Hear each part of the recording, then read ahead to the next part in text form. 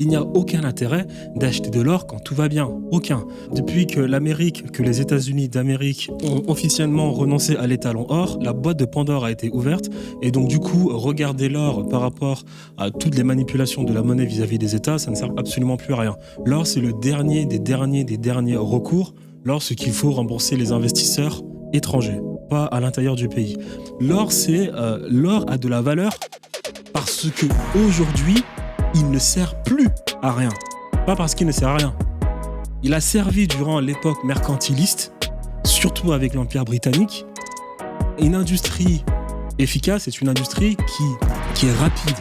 C'est pour ça que la dynastie Song, entre le 10e et le 13e siècle, sont passés à monnaie papier. L'industrie allait tellement vite, leur économie allait tellement vite qu'il fallait passer à la monnaie papier. L'Empire britannique, c'est pareil. L'or, normalement, devrait être le dernier des derniers recours à avoir dans une économie, dans le capitalisme. Vous devez toujours essayer de voir s'il n'y a pas une solution bien avant d'acheter de l'or. L'or devrait être la dernière chose auquel vous pensez lorsqu'il s'agit de protéger votre capital ou bien de voir comment vous pouvez penser à accumuler du capital. Ça devrait être la dernière chose. Essayez toujours de savoir si vous n'avez pas le moyen d'aller ailleurs. Si on compare la rentabilité de l'or et du livret A, qui est pourtant le placement préféré des Français, Le livret A et l'or, c'est complètement différent. on se rend compte d'une chose. L'un rapporte un petit peu, l'autre beaucoup. Si vous avez placé 10 000 euros sur votre livret A il y a un an, vous avez gagné 300 euros. Le même placement en or vous aurait rapporté 1070 euros. L'or fait tourner les têtes en ce moment. La preuve, quand on veut augmenter artificiellement la valeur d'un produit, on y ajoute de l'or. Comme le font d'ailleurs certains restaurants qui se sont dit « Pourquoi vendre un steak à 50 $ quand on peut vendre le même recouvert d'une feuille d'or pour la modique somme de 1180 $. Mais au-delà de ceux qui achètent de l'or pour flamber, il semble que pour d'autres, en posséder soit devenu vital. Oui, beaucoup d'États ne s'en cachent même plus et font la course au précieux métal. Ce qu'ils disent moins en revanche, c'est pourquoi ils le font. Partout sur Terre, des puissances ont besoin de se rassurer de tout ce qui pourrait déstabiliser leur monnaie. Les crises géopolitiques, sanitaires ou encore l'inflation. Bref, des crises que vous connaissez bien maintenant. Pourtant, la croissance américaine aurait soi-disant de nouveau bonne mine, tout comme celle de la Chine et de l'Inde, qui malgré quelques difficultés passagères affichent de fortes ambitions. Et globalement, pas mal de pays sont en train de se refaire une santé, à l'heure où vous regardez cette vidéo. Pourtant, si l'économie mondiale se stabilise, l'or ne devrait en théorie pas connaître une telle envolée. Seulement, il y a un problème. En économie comme dans la vie, les apparences peuvent être trompeuses, car en réalité, beaucoup de gouvernements craignent pour leur avenir.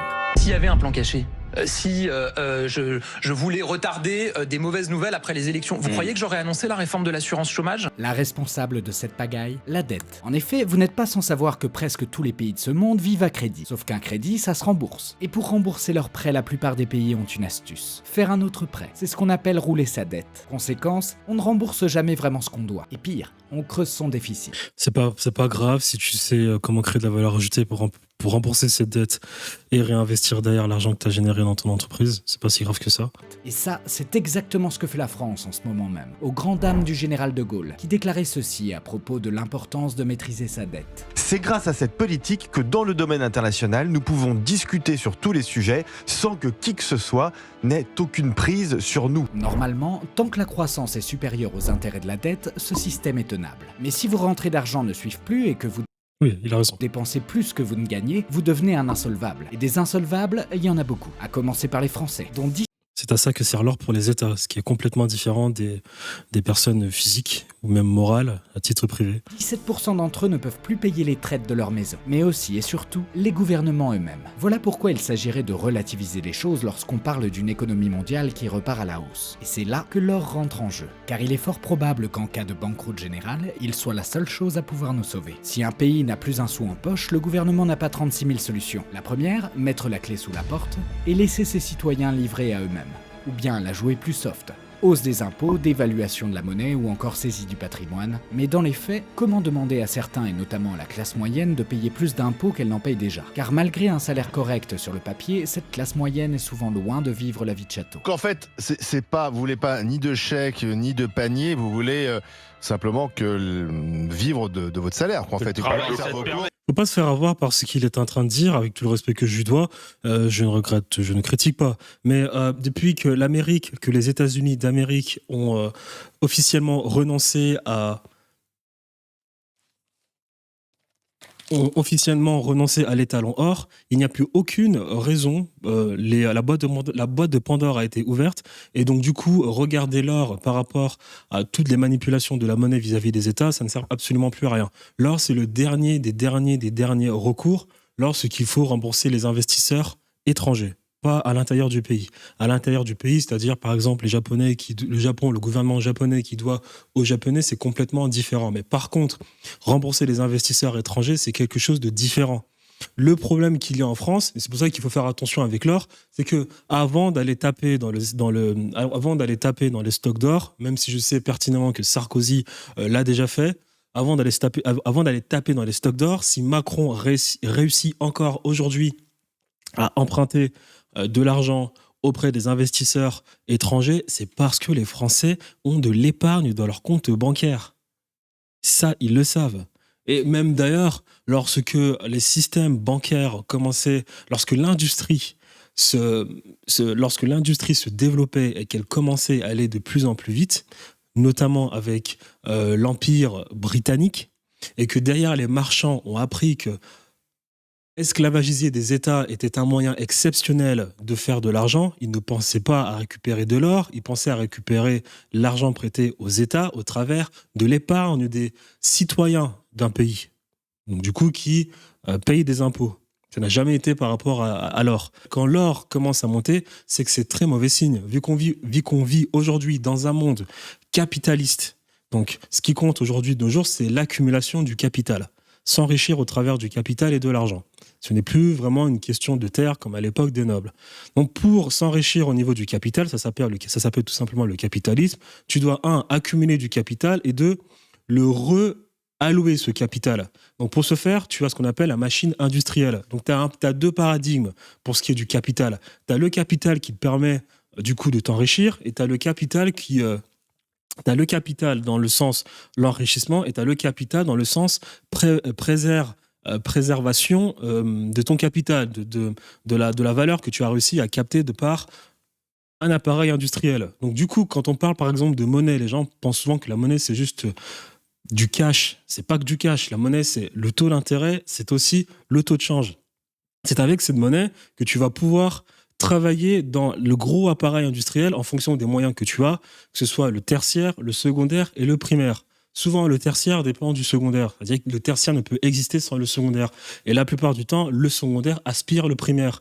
C'est-à-dire que lorsque le primaire se développe, il tend à devenir secondaire. Tu peux prendre par exemple le cas des agriculteurs, où tu as les agriculteurs, au bout d'un moment, vu que l'économie se développe de plus en plus vite, et quand je parle d'économie, je parle surtout de l'industrie qui se développe de plus en plus vite parce qu'elle automatise et elle standardise au travers des machines, eh bien tu as un agriculteur, pour qu'il soit de plus en plus compétitif, il va devoir travailler avec des machines. Donc c'est pour ça que le primaire se fait tout le temps absorber rapidement par le secondaire. Et quand tu regardes l'histoire du monde, le secondaire, c'est la révolution industrielle, c'est les enclosures agricoles en Angleterre, c'est-à-dire on a forcé les agriculteurs à aller se balader dans les villes pour aller travailler dans l'industrie, parce que le primaire ne peut pas faire la compétition au secondaire, vu que c'est tout simplement plus rapide. Le tertiaire, c'est différent, parce que le tertiaire est peut-être plus rapide que le secondaire, mais sans secondaire, il n'y a pas de tertiaire. C'est ça que souvent, le tertiaire, c'est très délicat, parce qu'un pays, une superpuissance a toujours une industrie solide dans le secondaire. Donc du coup, en fonction de chaque individu, tu as normalement le primaire, le second et le tertiaire. À toi d'avoir normalement les armes pour t'enrichir dans l'un des trois. L'agriculteur, normalement, il va s'enrichir dans le premier. Tu as par exemple le Total, eux, ils ont les capacités de s'enrichir dans le secondaire. Tu as quelqu'un comme moi qui va faire peut-être de l'e-commerce ou qui va vendre des services sur sa chaîne YouTube, qui a le moyen de s'enrichir dans le tertiaire. Pour le faire, tu as la monnaie. La monnaie, c'est le taux de change et le taux d'intérêt. Avec le taux d'intérêt, tu génères du taux de change, donc du cash, que tu investis dans ta machine industrielle. Pour moi, ce sera le secondaire. Je génère du bénéfice, je réinvestis, je rembourse l'intérêt, le taux d'intérêt que j'ai contracté. Et avec le reste de taux de change, je le réinvestis dans la machine jusqu'à avoir suffisamment de taux de change. Donc du coup, pour enlever un peu de ce taux de change, et du coup, ce taux de change, et du coup, le re-allouer quelque part d'autre où tu as une autre forme de taux d'intérêt et une autre forme de taux de change, toujours pour accumuler du capital. C'est la reallocation du capital. C'est le but du capitalisme. C'est-à-dire qu'on arrivait avec un système où tu avais des gens qui avaient plein d'argent, des rentiers, qui laissaient leur argent dormir sous le lit, t'as les capitalistes qui leur ont dit « Écoute, nous, on sait peut-être faire mieux d'argent que toi, passe-nous ton capital, on va le fructifier, on te rembourse ton capital avec un pourcentage, et nous, on prend quelque chose, et nous, on prend ce qu'on a pu fructifier, ce qu'on a pu créer à partir de ton capital. » C'est ça le capitalisme, accumulation du capital, et dans un deuxième temps, relever son capital. Et quand moi, je prends mon secteur tertiaire et je réussis avec le taux de change et le taux d'intérêt qui m'a permis d'avoir du taux de change, le capital, le cumulat de capital que j'ai réussi à avoir, si je remarque que ma machine industrielle, pour moi c'est le tertiaire, continue de fonctionner, je continue de réinvestir dans ma machine le taux d'intérêt, le taux de change. Lorsque je sens que ça commence à freiner, je retire un peu de taux de change pour le mettre ailleurs, là où ça fonctionne un peu mieux. Et ça s'appelle les marchés financiers, ça s'appelle le private equity, et voilà. Et cependant, c'est là où ça devient difficile avec l'or. Quand la machine industrielle, en fonction de chacun, ou bien en fonction d'un État, en fonction d'une société, commence à ralentir, c'est-à-dire que lorsque tu sens que faire de l'accumulation de capital, ça commence à être un peu plus difficile, ou bien moins intéressant, ou bien tu as l'impression que là, il faut que la machine industrielle, elle fonctionne de moins en moins, il faut peut-être que j'attende pour y remettre des billets, à ce moment-là, tu retires ton taux d'intérêt et ton taux de change et tu le transformes en cash. C'est comme ça que tu as des gens qui gardent du cash. Et quand ils gardent du cash, comme je l'ai dit au début, tu as deux paradigmes. Tu as le paradigme où tu fais de l'accumulation de capital et tu as le paradigme où tu préserves ton capital. Lorsque tu as du cash, tu es toujours dans le premier paradigme, c'est-à-dire que tu es toujours dans le paradigme de l'appareil industriel, tu es toujours dans la prise de risque, mais en cash. C'est quand tu as du cash, tu es toujours dans le risque. Quand tu as du cash, tu es soumis au taux d'intérêt de la banque, tu es soumis à n'importe quelle péripétie, ton cash peut perdre en valeur. Tu es toujours en cash. Mais pourquoi tu gardes en cash ? Parce que tu as toujours la croyance profonde qu'à tout moment, la machine industrielle peut repartir. Soit la tienne, soit celle d'un autre. Si c'est celle d'un autre, tu fais du taux d'intérêt. Si c'est la tienne, tu fais du taux de change. Et pour certains investisseurs qui passent en or, cela veut dire que là, la machine industrielle ne fonctionne plus. Elle ne fonctionne plus du tout. Et quand la machine industrielle ne fonctionne plus, alors à ce moment-là, on sort complètement de la machine industrielle, c'est-à-dire qu'on accepte totalement de ne plus vouloir trouver un moyen de s'enrichir, mais plutôt de conserver son capital.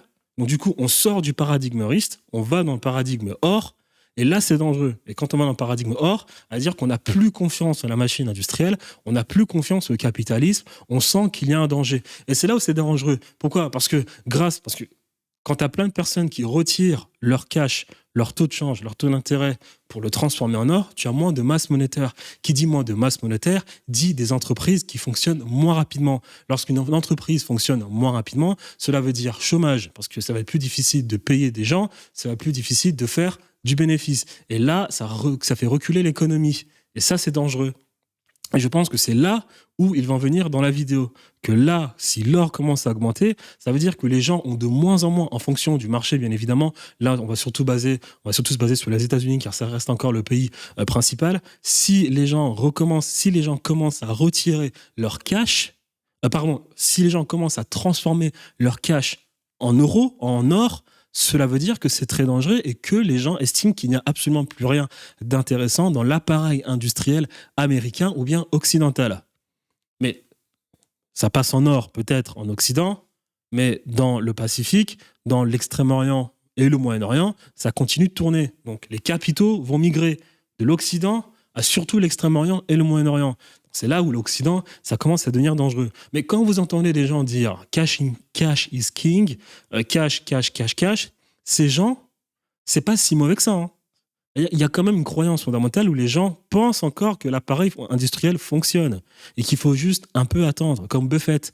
Buffett est en cash, mais il l'a pas transformé en or. Il estime qu'il faut être patient et attendre avant de remettre ses billes dans la machine industrielle. Et c'est là où je pense qu'il va en venir dans la vidéo. C'est là où c'est très dangereux. Et c'est là où il faudrait trouver une solution. Il faudrait lire des graphiques. Il faudrait lire, voir quelles décisions prendre. Mais par exemple, si on prend les 30 Glorieuses, pour savoir un peu quelle est la situation d'un appareil industriel, vous prenez plusieurs actifs. L'actif, c'est quoi ? Vous avez le taux de l'énergie, donc du pétrole. Vous avez le produit intérieur brut nominal. Vous avez le private equity, l'equity dans les actions, vous avez les obligations d'État et vous avez le cours de l'or.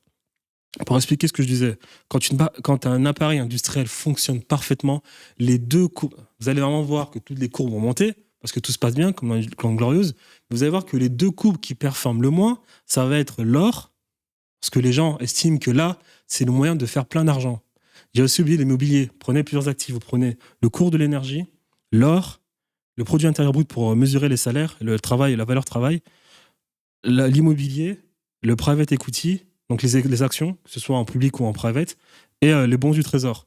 Pour un paradigme tel que les 30 Glorieuses, vous allez voir que ce qui est tout en haut, normalement, c'est l'immobilier, le produit intérieur brut et comment ça s'appelle les actions, les equity, principalement. Après les bonds du trésor français. Et en dernier lieu, ça va être l'inflation, parce que c'est aussi un actif, l'inflation et l'or. Parce que les gens estiment que là, il n'y a pas besoin d'avoir de l'or, puisque l'appareil industriel fonctionne. Donc on y va, on se fait du cash.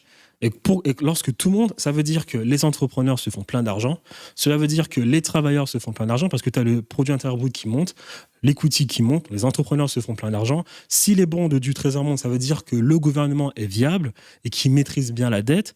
Et normalement, si la valeur travail et l'equity fonctionnent, ça veut dire que tout le monde s'enrichit. Et lorsque tout le monde s'enrichit, vous avez l'immobilier aussi qui monte. Voilà, normalement, lorsque l'or fonctionne, cela veut dire que si les gens achètent de l'or, cela veut dire que vous avez l'or qui va monter dans les actifs, l'or va monter. Par contre, vous avez l'inflation, le produit intérieur nominal et les bons du trésor, parce que ça veut dire qu'on ne fait plus confiance au gouvernement. Donc on ne fait plus confiance à la monnaie.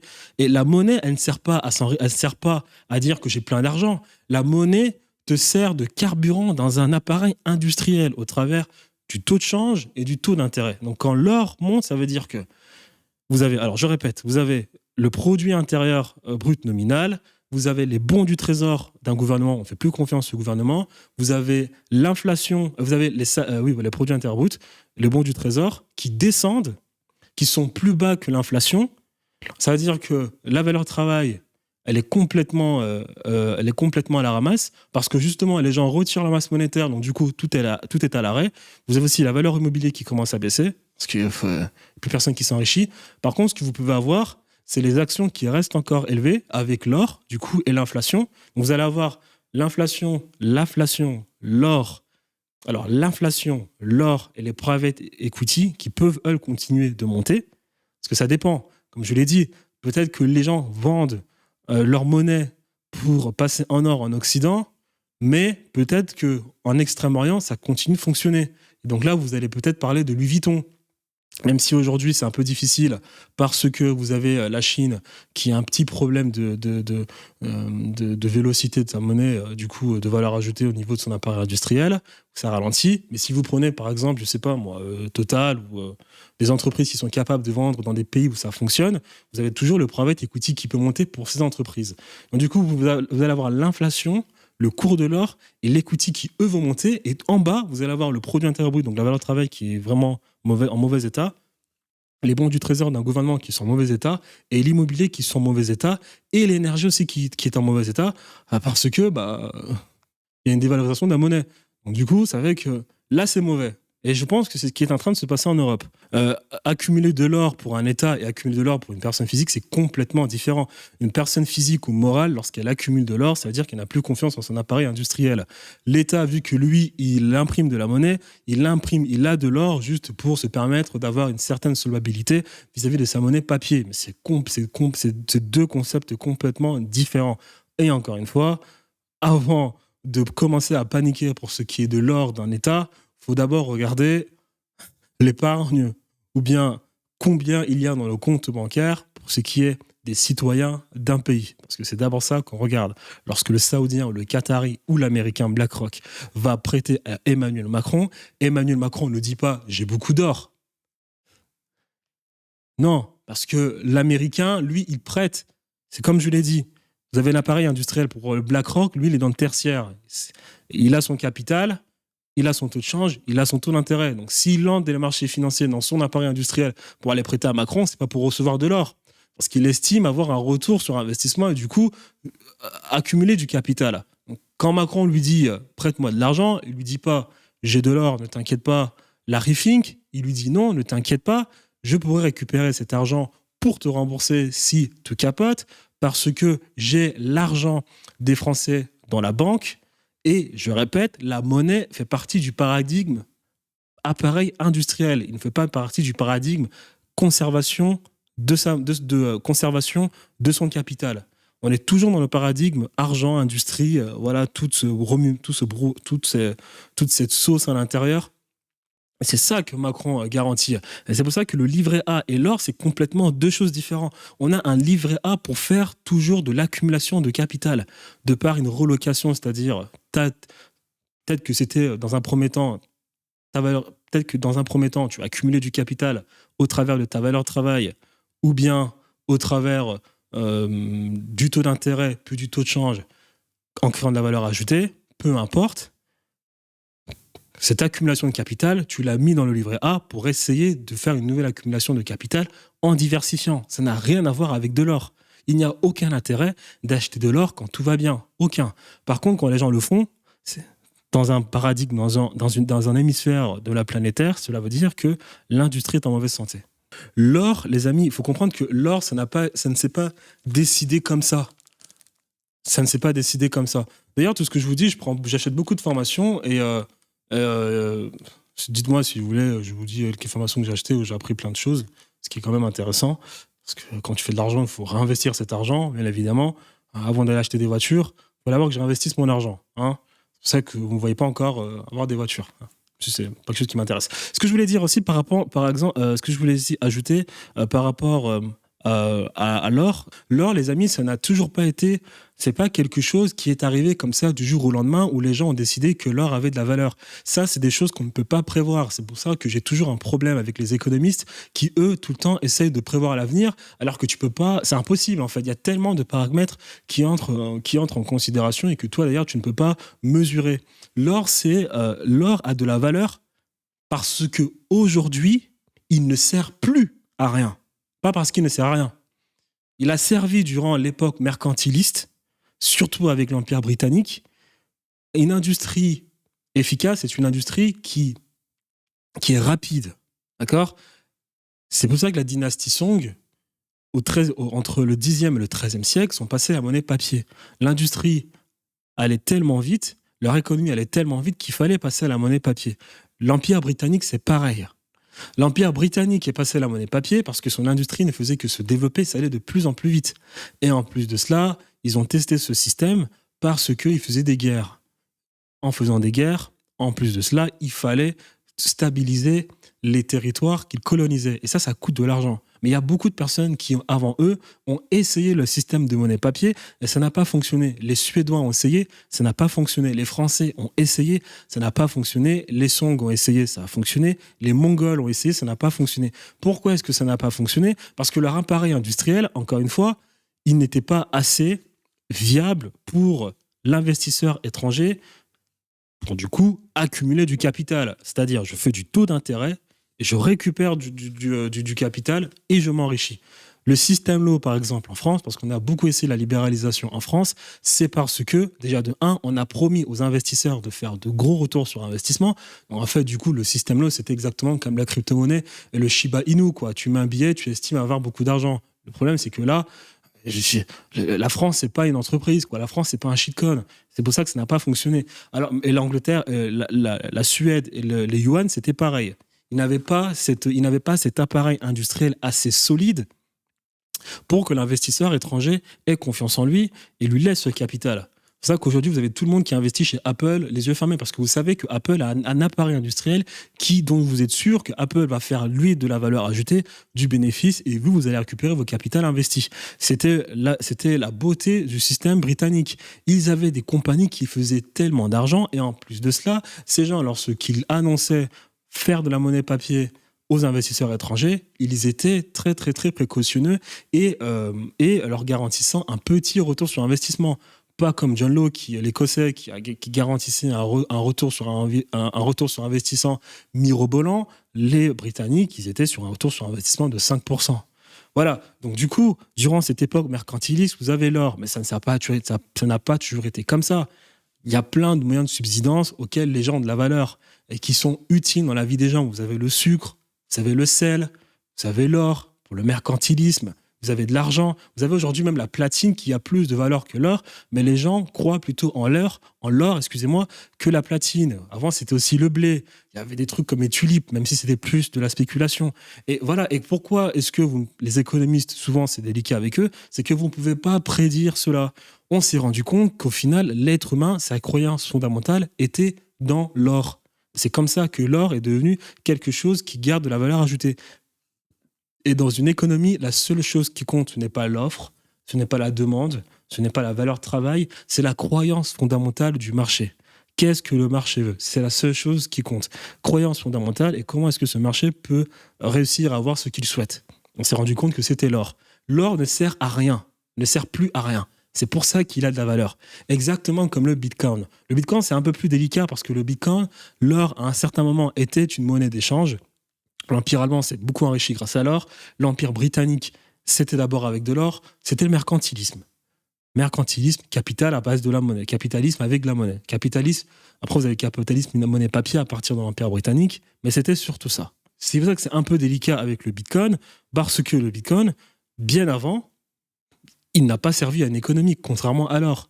Aujourd'hui, il ne sert à rien, comme l'or, et c'est peut-être pour ça qu'il a de la valeur. Je pense qu'il y a quand même une croyance fondamentale du Bitcoin parce que ça permet de contrecarrer les gouvernements, peut-être. Donc il faudra voir. Mais encore une fois, c'est pas prédictible, c'est toujours le marché qui a raison. C'est peut-être pour ça aujourd'hui que le Bitcoin a de la valeur et c'est pas explicable. Voilà. Et l'or aussi, il y a de la valeur quelque part parce que les gouvernements ne peuvent pas en créer, exactement comme le Bitcoin. Mais c'est pas le facteur ultime, parce que le sucre aussi, l'État ne peut pas le créer, la platine, le saphir, le rubis, il y a plein de matières qui ont plus de valeur que l'or, le diamant aussi, plein de matières qui ont plus de valeur que l'or. Les humains ont choisi l'or. Voilà. Donc c'est une croyance fondamentale que tu ne peux pas expliquer. S'il existe une arme plus puissante que les autres en temps de guerre, c'est bien l'or. Et la guerre, on ne connaît que trop bien. Petit retour 4 ans en arrière en pleine crise sanitaire, ou plutôt en guerre sanitaire. Nous sommes en guerre. C'est à ce moment-là que l'or voit sa valeur exploser plus que jamais. Les raisons ? Le bazar monstre provoqué par cette maladie et les médias. Mais aussi... Exactement, parce que durant la guerre, c'est le pire des paradigmes dans une société. Qui dit guerre signifie que même la personne qui gagne 3 € par mois, c'est pertinemment que l'industrie, tu ne peux plus lui faire confiance. Et encore une fois, dans l'industrie, vous prenez l'immobilier, vous prenez le cours de l'énergie, vous prenez la valeur travail, donc le GDP nominal, vous prenez l'equity, voilà, et vous prenez l'inflation. Durant les temps de guerre, on sait pertinemment que toutes ces classes d'actifs, elles vont chuter. Toutes. Peut-être que l'equity peut... alors, pas l'equity. Même l'equity, en réalité, ça peut chuter parce que même une entreprise qui a le moyen toujours de faire de l'argent dans une partie du monde où il n'y a pas la guerre, souvent elle est en danger. Donc la guerre, c'est une catastrophe pour tout le monde. Et l'equity et aussi les bons du trésor d'un État. C'est une catastrophe pour tout le monde. Donc là, vous pouvez être sûr que les rentiers qui investissent, ou bien même les entrepreneurs qui ont des billes dans un appareil industriel, ils vont se faire démolir. Aussi par la manière dont elle a été gérée. Ce n'est d'ailleurs pas pour rien que les Français n'ont jamais autant épargné que durant cette période. Pourtant, les temps étaient et sont toujours durs. On se demande alors pourquoi ils se sont serrés la ceinture encore plus que d'habitude. Tu vois, ça, c'est une catastrophe monumentale pour la France. Alors, en fait, en France, il n'y a rien qui va. En France, il n'y a rien qui va. Vous avez un gouvernement français qui ne crée aucune valeur ajoutée. Aucune valeur ajoutée. Il est ultra présent dans l'économie et pour les mauvaises raisons. Normalement, un gouvernement est censé être présent dans une économie pour se rassurer que le libéralisme n'en abuse pas trop pour ce qui est de la vie des personnes dans un pays. Et il est aussi normalement censé intervenir pour ce qui est de certaines actions sociales pour protéger les personnes qui ont moins de capacités industrielles de production, comparé à d'autres. C'est à ça, normalement, que sert un gouvernement. Et un gouvernement, normalement, il sert aussi à se rassurer que l'innovation continue de fonctionner dans un pays. Parce qu'on parle beaucoup du libéralisme économique, on parle beaucoup du libre-échange, on parle beaucoup de tous ces arnaqueurs économistes anglais qui vous font la promotion du libéralisme et du capitalisme, qui vous parlent de profit, sans arrêt, ce n'est pas la chose qui compte. Le problème du marchand, c'est que le marchand ne peut exister que s'il y a des innovateurs, des créateurs dans une économie. Parce que le marchand, qu'est-ce qu'il fait ? En fait, il capitalise sur une innovation, il capitalise sur un nouveau concept, il capitalise sur ce que le chercheur ou bien l'innovateur n'a pas réussi, lui, à capitaliser et faire du coup du cumul de capital. C'est à ça, c'est là où le marchand tire son épingle du jeu. Et d'ailleurs, avec cette technique-là, il peut créer de la valeur ajoutée, faire travailler tout le monde. Peut-être, c'est bien. Ça, le gouvernement, il est censé le faire. Il est censé se rassurer que les conditions sont toujours bonnes pour permettre l'innovation et la recherche dans son pays. D'accord ? Souvent, il faut faire attention avec les économistes qui vous disent sans arrêt que l'entrepreneur est la chose la plus exceptionnelle dans un pays. C'est pas forcément vrai, désolé. L'innovation concerne tout le monde. L'entrepreneur peut intervenir dans l'innovation lorsqu'il faut réinjecter son capital pour du coup faire de la recherche. C'est-à-dire qu'au début, pour s'enrichir, il va faire ce qui fonctionne déjà.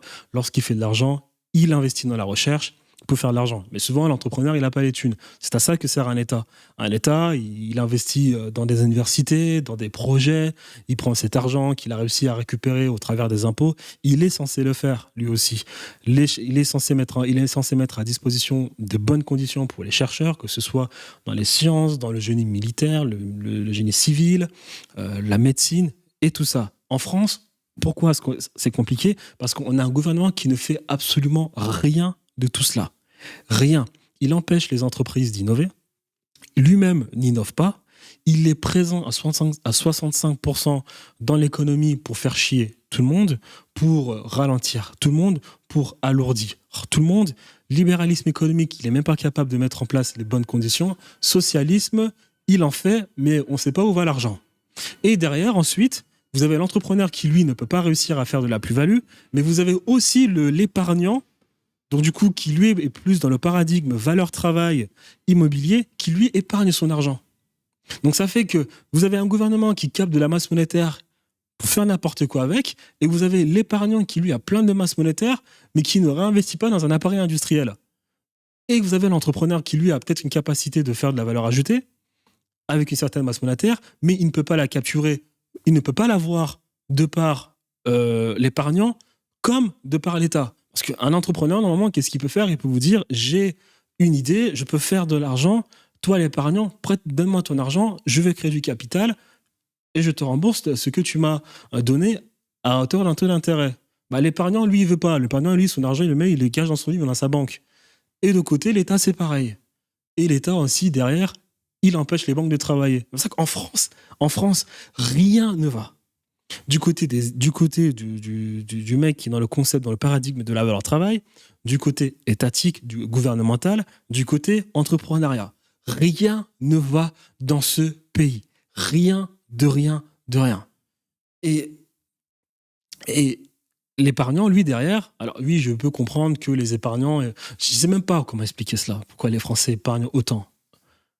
Je ne sais pas pourquoi les Français épargnent autant. Je pense que c'est un mauvais mindset de se dire je garde de l'argent, j'épargne parce qu'on ne sait jamais ce qui peut se passer. Je pense que c'est la pire des choses à faire. Je pense qu'il faut toujours reallouer une partie de son capital pour essayer de s'enrichir d'une certaine manière. Donc mieux gérer son épargne. En France, c'est une catastrophe. C'est une catastrophe. Je ne sais pas où les gens ont cru que c'est en épargnant qu'on s'enrichit. Pour mieux vivre, il faut prendre des risques et du coup investir. Nous, on économise et je ne sais pas. Et économiser, s'enrichir, il faut accepter qu'il y aura des catastrophes, et puis d'ailleurs faire plus d'argent, de nouvelles catastrophes, faire plus d'argent. En France, je ne sais pas, tout va mal. Le problème, c'est que l'épargnant, il ne comprend même pas que la monnaie, c'est le taux d'intérêt et le taux de change. Et que là, vous épargnez, alors vous faites avoir les deux côtés. Le taux de change, vous l'avez, vous, sur un livret A, qui n'est absolument pas rentable. La banque vous la met à l'envers, et comme le gouvernement français, parce que le gouvernement français oblige la banque de... Alors, vous deux, il oblige la banque et vous d'avoir un livret A qui est rempli de merde financière, comme des bons du trésor français. Et derrière, donc, c'est-à-dire que déjà, vous vous faites avoir par le taux d'intérêt avec un livret A, et vous faites avoir par le taux de change qui perd tous les jours de la valeur avec l'inflation, et derrière, la banque, elle prend votre argent pour, elle, essayer de prendre des risques. Il n'y a rien qui va. Et les gens pensent que lorsqu'ils épargnent, leur argent est en sécurité. Je vous ai déjà dit, la monnaie, ce n'est pas une sécurité. Si les gens passent au cash, ça veut dire qu'ils attendent que l'appareil industriel se corrige pour réinvestir de l'argent. Lorsque vous avez du cash ou de l'épargne, vous êtes toujours dans le paradigme industriel de production risque.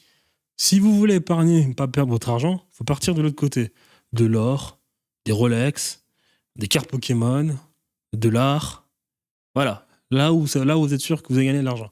Mais bon, écoute, l'or, normalement, devrait être le dernier des derniers recours à avoir dans une économie, dans le capitalisme. Vous devez toujours essayer de voir s'il n'y a pas une solution bien avant d'acheter de l'or. L'or devrait être la dernière chose auquel vous pensez lorsqu'il s'agit de protéger votre capital ou bien de voir comment vous pouvez penser à accumuler du capital. Ça devrait être la dernière chose. Essayez toujours de savoir si vous n'avez pas le moyen d'aller ailleurs. Puis vous avez un passeport qui vous permet d'aller dans tous les pays du monde. Je peux vous le garantir que vous n'avez pas besoin d'une résidence fiscale officielle dans beaucoup de pays pour ouvrir certains comptes qui vous permettent derrière d'investir et de toucher des marchés auxquels, depuis la France, dans le paradigme français fiscal, vous n'auriez pas eu l'autorisation. Après, moi, je ne peux pas non plus aller trop loin parce que tous ces conseils, on m'a dit que dire aller trop loin sur YouTube, ça revient de conseils financiers et ça, je n'ai pas de problème. Spartans! What is your profession? Entrepreneur, quel est votre métier? This is Sparta! Oui, tu as parfaitement vu l'image. Arrête d'essayer de tout faire par toi-même en tant qu'entrepreneur. Tes concurrents directs ont parfaitement compris qu'il était important de communiquer avec d'autres entrepreneurs, de faire partie d'une communauté, de partager des astuces, de nouvelles techniques de vente. À cet effet, je t'invite à rejoindre la communauté Conquête Digitale si tu es un propriétaire d'agence, un coach, consultant, prestataire de services, créateur de contenu et un business à étiquette et souhaitant développer sa personal brand. Dans cette communauté Conquête Digitale, tu auras accès à divers avantages. This is where we hold them! Tu auras accès à mon équipe qui me permet de faire plus de 6 chiffres par mois dans mon agence de consulting en vendant principalement des offres à étiquette à des professionnels du photovoltaïque. Nous t'aiderons à mettre en place un CRM avec les différentes automatisations afin que ton business soit plus effectif. Nous t'aiderons aussi à recruter et implémenter des setters dans ton business. Tu auras accès à des systèmes et protocoles pour affiner ton offre afin que tu puisses exploser ton business. Il y aura des appels hebdomadaires avec moi et des membres de mon équipe. Tu auras accès à des infrastructures complètes, clés en main, qui pourront t'aider éventuellement à mieux dynamiser ton business. Tu auras accès au partage de nouvelles idées sur des tendances gagnantes pour ce qui est de l'offre ou bien de l'acquisition de trafic, mais aussi des techniques de setting et de closing.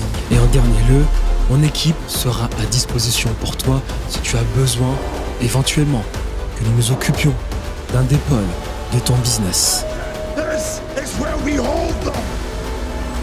This is where we fight! This is where they die! La communauté sera ouverte pour les 100 prochaines places. Une fois ces 100 prochaines places atteintes, nous fermerons cette communauté pour nous occuper au mieux des membres de la communauté. À cet effet, je te dis à très vite de l'autre côté.